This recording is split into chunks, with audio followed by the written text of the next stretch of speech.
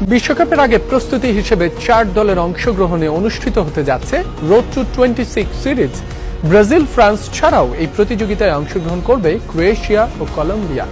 FIFA আন্তর্জাতিক বিরতির সময়ে ম্যাচগুলো অনুষ্ঠিত হবে যুক্তরাষ্ট্রের বোস্টন, ফ্লোরিডার অরল্যান্ডো এবং ওয়াশিংটন ডিসি অঞ্চলে। আগামী 26 মার্চ ম্যাসাচুসেটসের ফক্সবোরোয় জিলেট স্টেডিয়ামে মুখোমুখি হবে ব্রাজিল ও ফ্রান্স।